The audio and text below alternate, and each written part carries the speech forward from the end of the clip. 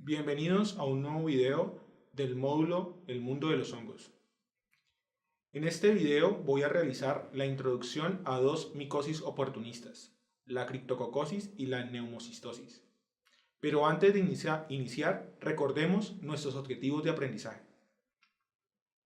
Nuestro primer objetivo de aprendizaje es explicar las diferentes especies de hongos a través de la descripción de sus características morfológicas, sus estrategias de reproducción, su estructura y transmisión, las células y tejidos que infectan, las patologías relacionadas junto con sus complicaciones para definir su rol patogénico en el huésped.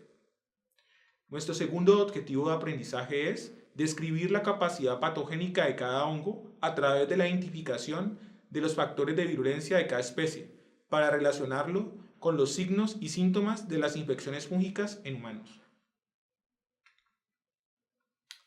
Para iniciar, hablaremos de la criptococosis, una infección oportunista generada por levaduras pertenecientes al género Cryptococcus.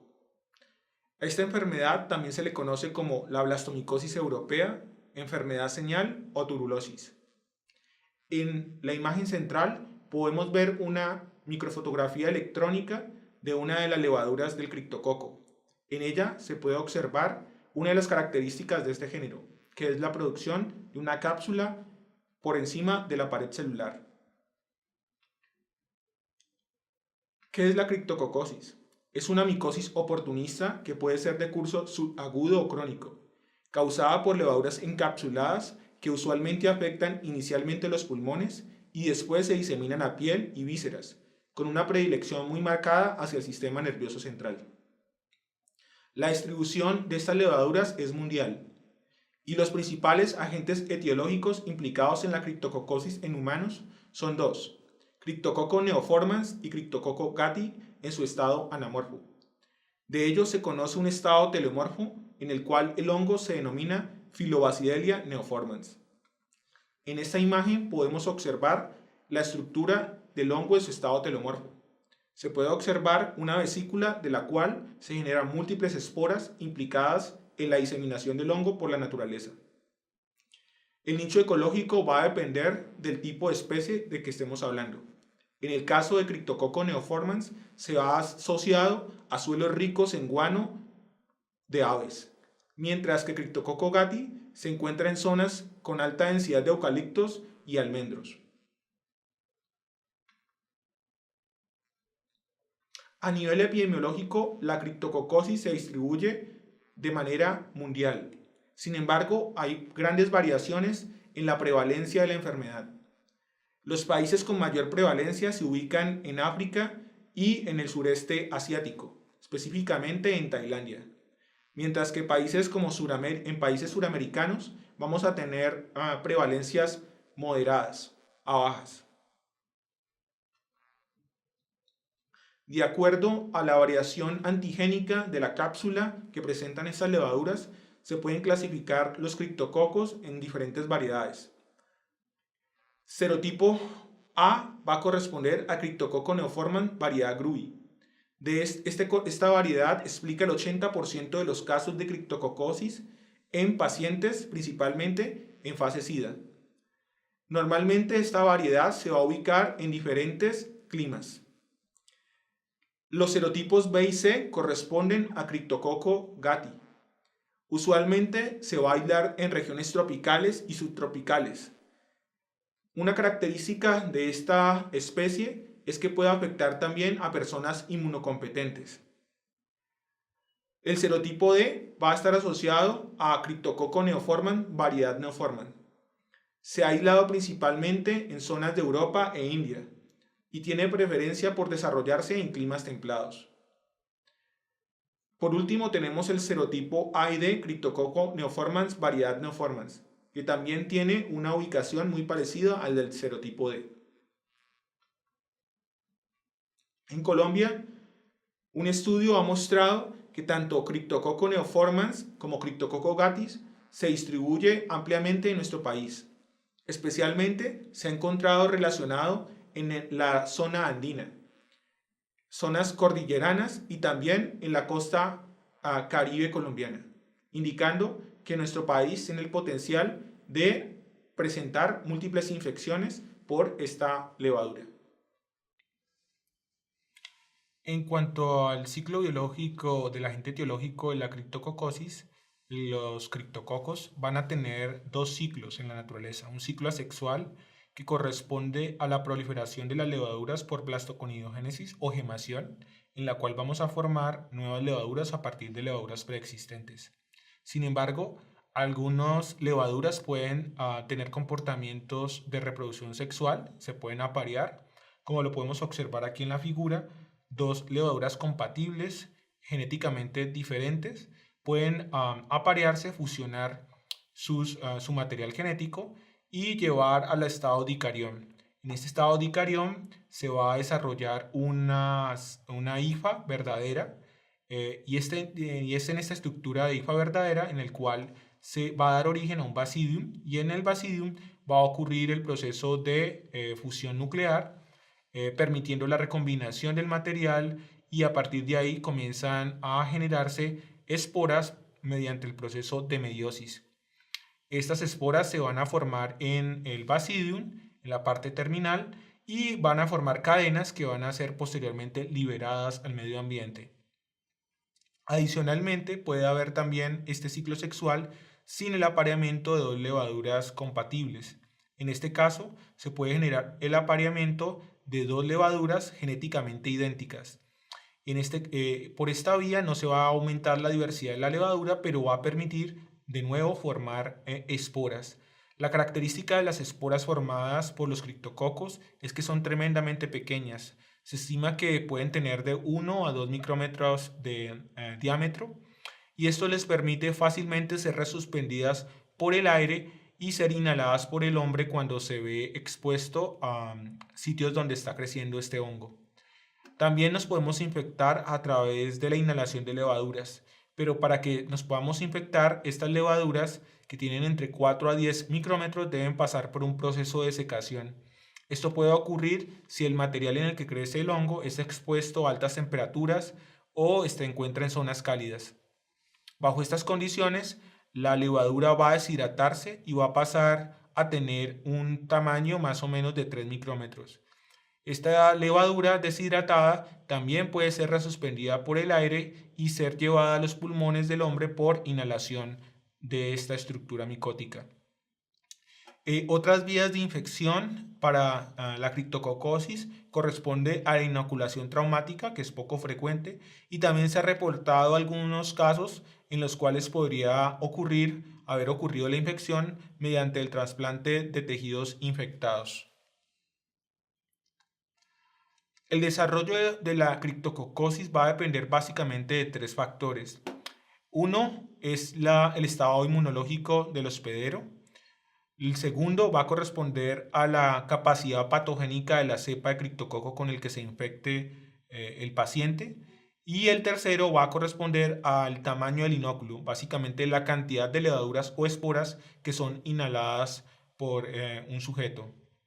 De estos tres factores, el que más se conoce y el cual se considera que es el factor más preponderante es el sistema inmunológico, la defensa del huésped. Respecto a esto, se conoce que una vez se inhala las conidias o las levaduras o las esporas, se va a generar una inducción de la respuesta inmune. Esto va a depender fundamentalmente de los componentes de pared, como los galactosilumanonos, la quitina y los betaglucanos.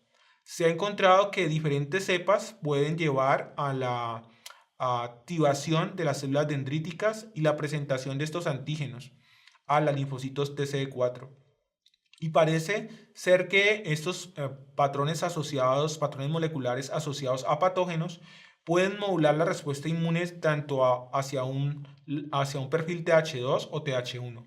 Se ha encontrado que el perfil TH1 es muy eficiente en la eliminación, la fagocitosis y la eliminación de las levaduras y las esporas, mientras que la inducción de un perfil TH2 va a inducir un patrón de macrófagos M2 que va a permitirle a la levadura desarrollarse dentro del citoplasma y finalmente cumplir su ciclo biológico para generar nuevas levaduras o células titán, que son levaduras gigantes en los tejidos infectados. Una vez se produce la inhalación de levaduras o de esporas a través del sistema respiratorio, los primeros en entrar en contacto o responder frente a estas estructuras van a ser los macrófagos. Los macrófagos van a fagocitar estas levaduras y hay varias opciones. Una es que sea eliminada por la activación apropiada de los macrófagos a través del perfil Th1. La otra es que no se genere una apropiada respuesta frente a este hongo y se inicie la etapa de supervivencia o latencia de las levaduras dentro del macrófago. En pacientes inmunodeficientes, entonces va a haber una deficiencia en la activación del macrófago. Pero en el caso de pacientes que son inmunocompetentes, esto va a depender básicamente de la infección con una cepa muy resistente a la activación del macrófago, como pueden ocurrir las infecciones a través de levaduras de la especie Cryptococcus gattii.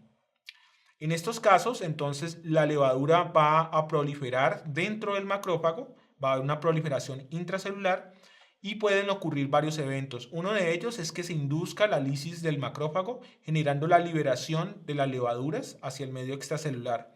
La otra es que finalmente las levaduras eliminen la cápsula que las protege y permitan la salida del macrófago a través de un mecanismo conocido como bomocitosis. Una vez sale la levadura al espacio extracelular, puede iniciar su ciclo de división celular a través de gemación o puede también inducir la formación de células gigantes, también conocidas como células titán.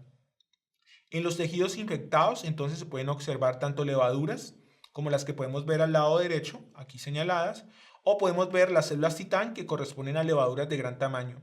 La diferencia, además del tamaño, también se ha encontrado que hay diferencias en cuanto a la producción de cápsula. Normalmente las células titán tienen una cápsula mucho más densa, una capa de polisacáridos mucho más grande que las levaduras que se generan también en el espacio extracelular. Una vez se infectan los macrófagos y se produce la liberación extracelular de las levaduras, estas pueden diseminarse a través del sistema circulatorio y llegar a infectar el sistema nervioso central a través de la barrera hematoencefálica. Se ha encontrado que estas levaduras pueden atravesar la barrera hematoencefálica por tres mecanismos.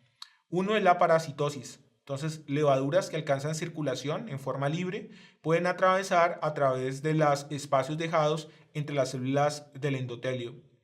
La otra, la transitosis, implica la mediación de receptores como el CD44 que permiten que la levadura atraviese a través del citoplasma del endotelio hasta llegar al parénquima cerebral.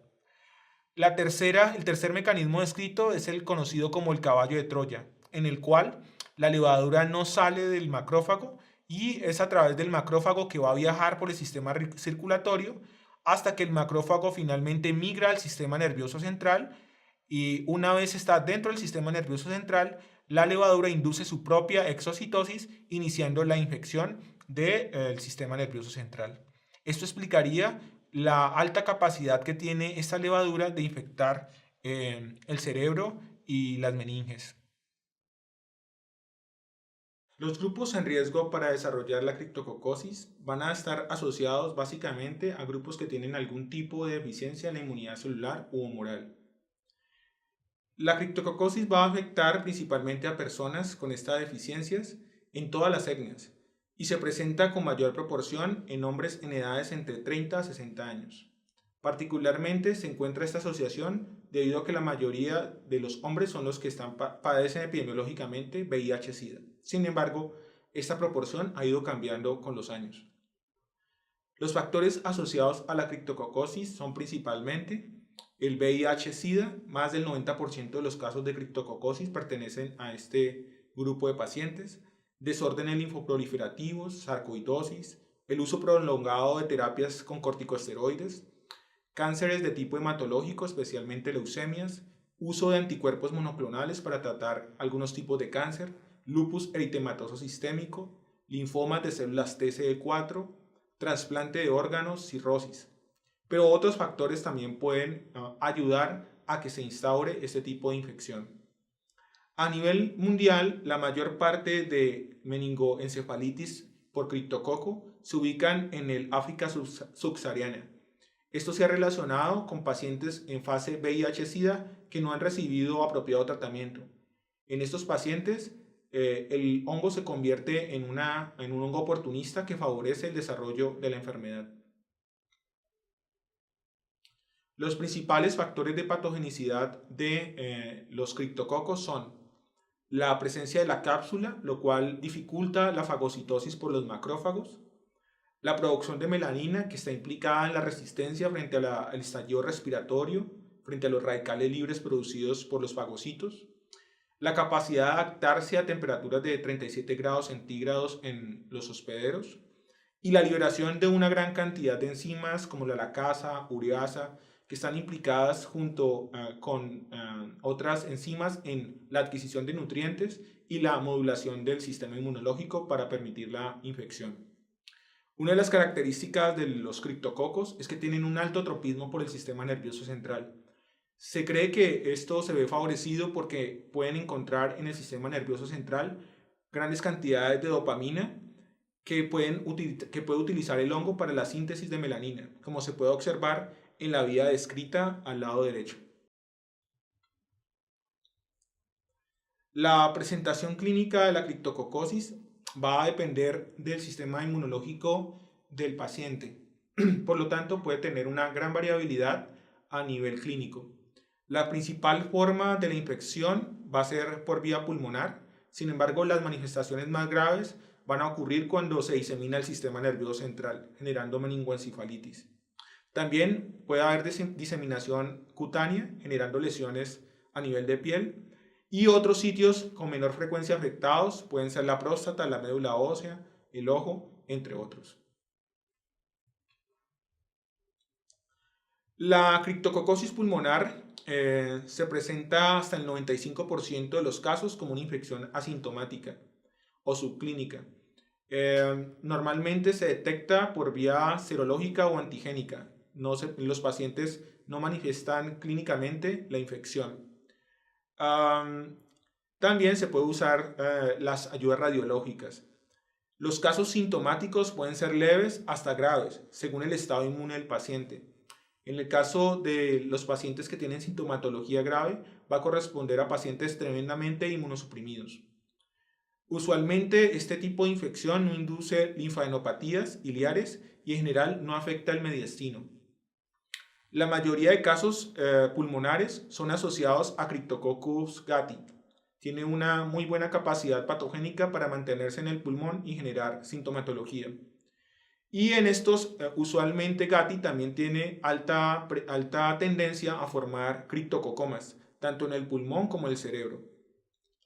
Aquí en la radiografía de la derecha puede observarse en la parte inferior del pulmón un criptococoma, que es básicamente una masa fúngica en el pulmón. En el caso de detectarse una criptococosis pulmonar, siempre debe sospecharse de la posibilidad de una diseminación hacia el sistema nervioso central, generando una meningoencefalitis subclínica. La criptococosis en el sistema nervioso central ocurre principalmente en pacientes en SIDA no tratados, cuando el conteo de linfocitos TCD4 se encuentra por debajo de las 100 células por microlitro. Se origina a partir de un foco pulmonar, es decir, se origina por diseminación desde el pulmón y posterior a una diseminación hematógena se manifiesta en forma subaguda o crónica y gradual. Uno de los problemas de la diseminación al sistema nervioso central es que en la mayoría de los casos la infección aguda no presenta síntomas y tiende a ir hacia la cronicidad. La afectación en el sistema nervioso central va a corresponder a una meningoencefalitis. Antes se creía que solamente era una meningitis, pero en la actualidad se sabe que hay afectación también del parénquima cerebral. Se considera que es la complicación más grave y tiene un desarrollo crónico. Normalmente va a manifestarse con síntomas como cefalea frontotemporal y retroocular con náuseas y vómitos. Son los principales síntomas. Algunos pacientes pueden manifestar confusión mental, también fotofobia. Y al final de la enfermedad comienzan a presentarse los signos clínicos patognomónicos de una meningitis, como es la rigidez de nuca y signos de Kernig y Brusinski positivos. También otra complicación en el sistema nervioso central es la formación de criptococomas. Al igual que en el pulmón, se pueden formar en el sistema, dentro del cerebro. Normalmente esta masa fúngica tiende a formar abscesos y que habitualmente se pueden confundir con neoplasias. El principal agente etiológico asociado con este tipo de criptococomas, tanto en pulmón como en cerebro, va a ser Cryptococcus gattii. En la imagen del lado izquierdo podemos observar una resonancia magnética nuclear, en la cual en la gráfica A y B se puede observar una masa que corresponde a un criptococoma en desarrollo. La otra forma de criptococosis usual es la cutánea. Normalmente es secundaria, pero también se puede tener una manifestación primaria por inoculación directa del hongo en piel. Esta forma primaria es muy rara. La mayoría de criptococosis cutáneas corresponden a criptococosis secundarias por diseminación desde el foco pulmonar. Normalmente se presenta entre el 10 al 15% de las personas que manifiestan la enfermedad. Las lesiones son únicas o múltiples y se encuentran en cualquier ubicación. Normalmente se reporta con mayor frecuencia en cara, cuello y tórax. La morfología de las lesiones que se desarrollan en piel son muy variadas, por lo tanto no se puede atribuir un patrón de lesión a la criptococosis cutánea. Podemos encontrar pápulas, pústulas, furunculoides, nódulos, placas verrugosas, celulitis, paniculitis. Eso nos indica básicamente que no podemos fiarnos de la lesión para poder diagnosticar una criptococosis cutánea. En la parte inferior podemos ver 3 imágenes que corresponden a diferentes tipos de lesiones en pacientes con criptococosis diseminada a piel. Vemos una lesión ulcerada, en la cual se puede ver la necrosis central de la úlcera. Pueden presentarse lesiones papulares, en el caso de esta paciente en la cara, o lesiones verrugosas y ulceradas cuando tienden a ser lesiones muy crónicas. En el caso de esta criptococosis, también se debe sospechar la diseminación al sistema nervioso central y una posible meningoencefalitis subclínica.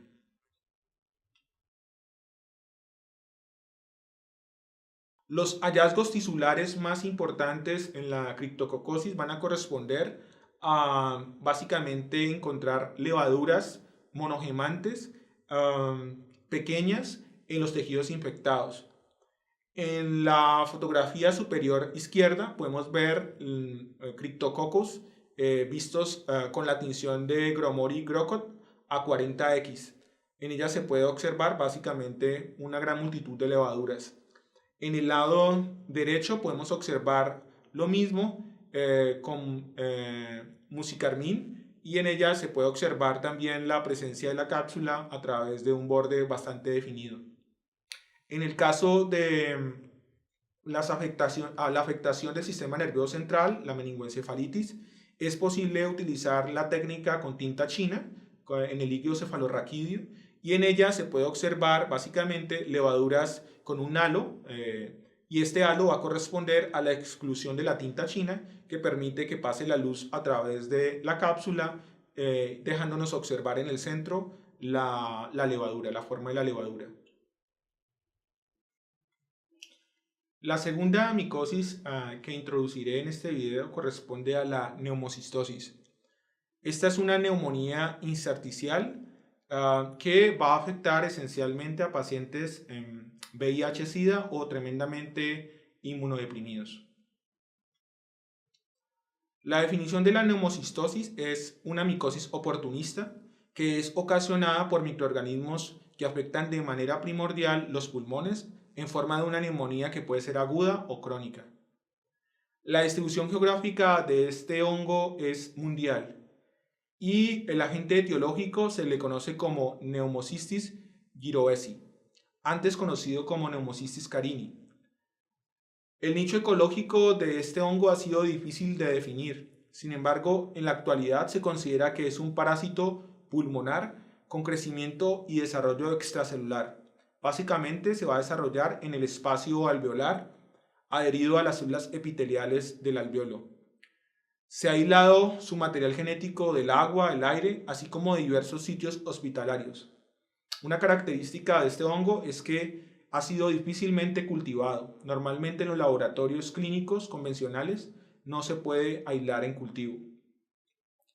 A diferencia de los otros hongos que hemos mencionado en el módulo, Pneumocystis jirovecii no produce ergosterol en su membrana, no lo vamos a encontrar. Podemos observar en la gráfica de la derecha una representación de la pared celular de este hongo, en el cual se puede encontrar, además de polisacáridos como el betaglucano y quitina, también se pueden encontrar glicoproteínas como la glicoproteína A de la superficie, que es la principal glicoproteína involucrada en la adhesión del Pneumocystis al epitelio alveolar. En el ciclo biológico de Pneumocystis jirovecii se ha encontrado que puede aparecer ciclo asexual y ciclo sexual simultáneamente en el alveolo infectado. En el ciclo asexual vamos a tener estructuras a las cuales se les va a llamar trofozoitos. A diferencia de las otras estructuras que encontramos en hongos, aquí hablamos de trofozoitos, muy parecidas a las estructuras de los parásitos unicelulares. En este caso, los trofozoitos se van a dividir por fisión binaria, generando trofozoitos pequeños que posteriormente aumentan de tamaño, madurando a trofozoitos de mayor tamaño. Por el ciclo sexual vamos a tener que los trofozoitos pueden recombinarse, van a estar en estado haploide y va a ocurrir un proceso de conjugación. En este proceso de conjugación se va a formar una estructura denominada como prequiste.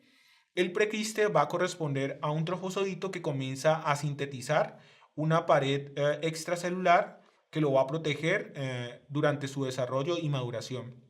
Una vez se forma este prequiste diploide, comienza el desarrollo y la multiplicación del material genético, aumentando el número de estructuras dentro del prequiste, hasta que se maduran, y dentro de la maduración vamos a tener múltiples trofozoitos en el interior de este prequiste. Finalmente, cuando el prequiste madura, a quiste maduro, se va a desenquistar y va a liberar los trofozoitos al medio extracelular para seguir bien sea el ciclo sexual o seguir un ciclo asexual de reproducción. Estructuralmente vamos a tener que los trofozoitos van a estar en contacto directo con los neumocitos tipo 1 en el pulmón. En esta microfotografía electrónica podemos ver los trofozoitos, en los cuales se puede indicar a través de la letra T, y también vemos el núcleo de estos trofozoitos. Podemos observar múltiples proyecciones digitiformes que corresponden a microtúbulos o proyecciones del citoesqueleto de los trofozoitos que hacen contacto con los neumocitos. Se considera que a través de estas estructuras los trofozoitos pueden parasitar y tomar los nutrientes del neumocystis para mantener su crecimiento. En la parte superior podemos observar un trofozoito y las estructuras básicas que lo componen. Podemos observar la presencia de mitocondrias, ribosomas, microtúbulos, retículo endoplásmico y núcleo. Una vez estos trofozoitos pueden hacer ciclo sexual, entonces pueden formarse prequistes y quistes. En esta fotografía podemos observar un prequiste en el cual se pueden observar solamente dos esporozoitos en formación o trofozoitos en formación. Una vez comienza la maduración del prequiste, se aumenta el número de núcleos y estructuras en su interior, hasta que alcance un número de 8. Cuando madura, cuando tiene 8 estructuras en su interior, va a adelgazarse la pared y va a permitir la liberación de los trofozoitos al medio extracelular. En esta representación vemos la formación de un prequiste que aún está sin madurar, dado que todavía no ha alcanzado el número óptimo de estructuras en su interior. Podemos ver la presencia del núcleo, retículo, y lo más llamativo va a ser el desarrollo de una pared extracelular bastante gruesa.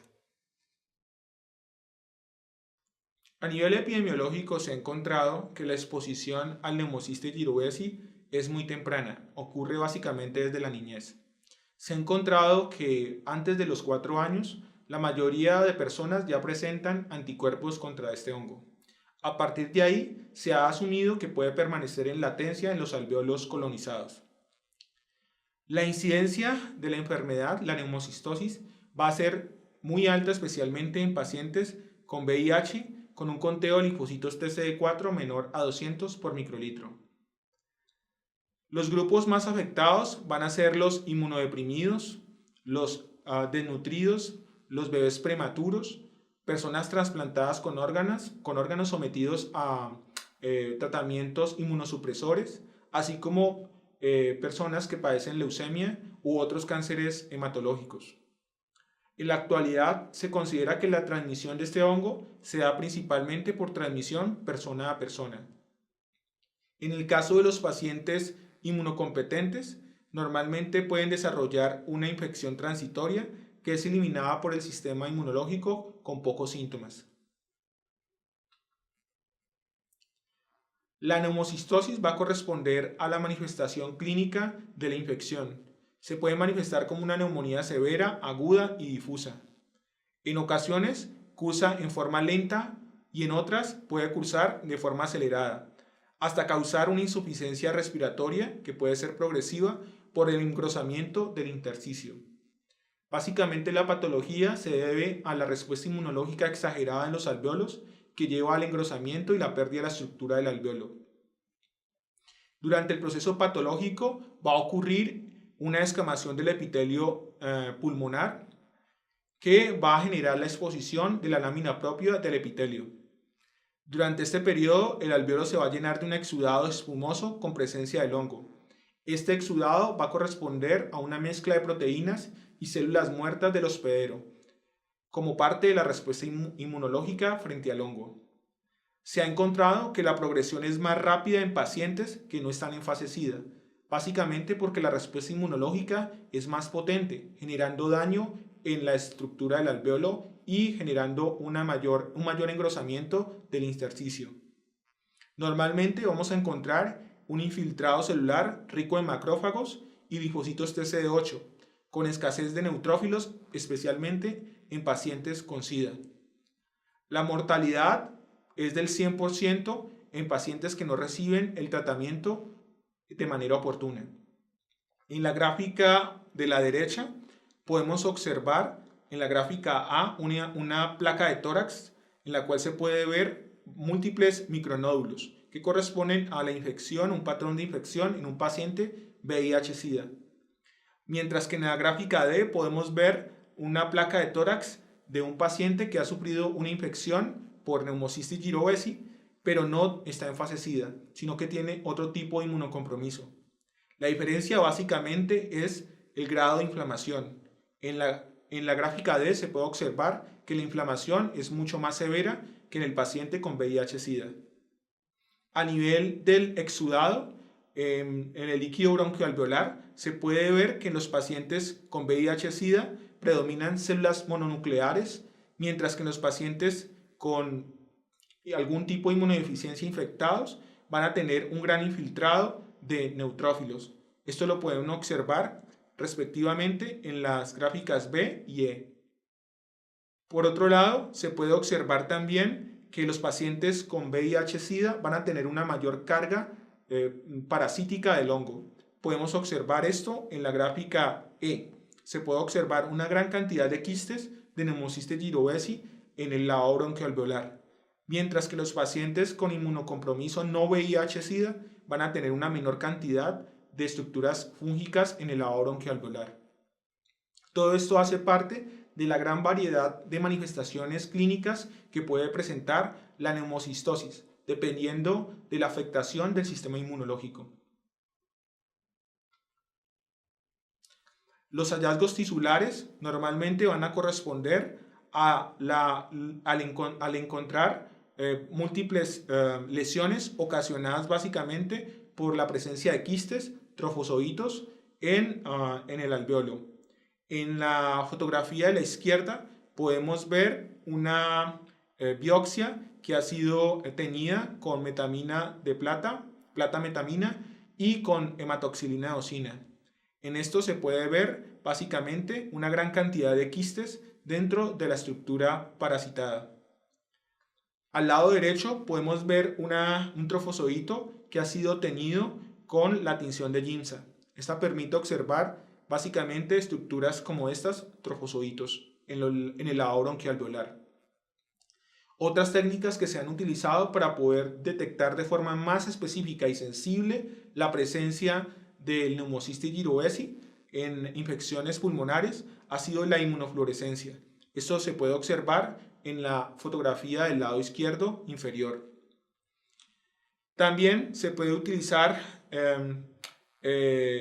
metamina plata convencional para identificar básicamente la presencia de quistes por Pneumocystis jirovecii en los lavados bronquialveolares.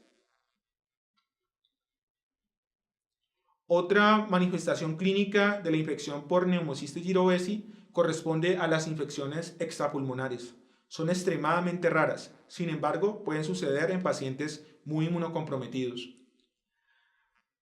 Usualmente se van a manifestar en pacientes VIH-Sida. Las infecciones óticas son una de esas manifestaciones. Inician como lesiones tipo pólipo que se localizan con frecuencia en el conducto auditivo externo y en ocasiones pueden llegar a obstruirlo, dificultando la capacidad auditiva del paciente. También pueden presentarse infecciones oftálmicas. Se presentan como coroiditis y las lesiones usualmente son pequeñas con placas blanco-amarillentas localizadas en la parte posterior de la retina. También se han reportado otro tipo de lesiones aún con menor frecuencia que las anteriores, como nódulos linfáticos, afectación de vaso, hígado, médula ósea, también tracto gastrointestinal y glándulas tiroideas. No hay que olvidar que el principal blanco del Pneumocystis jirovecii va a ser el pulmón. Estas corresponden a infecciones producto de diseminación tremendamente raras. Entonces, en este video hemos hablado básicamente de la definición y características biológicas de los agentes etiológicos implicados en la criptococosis y la neumocistosis. También hemos hablado del ciclo biológico, la fase saprófita y la parasítica de cada uno de ellos. Hemos mencionado los principales factores epidemiológicos implicados en la enfermedad y también las formas clínicas más frecuentes causadas por los agentes patógenos de la criptococosis y la neumocistosis.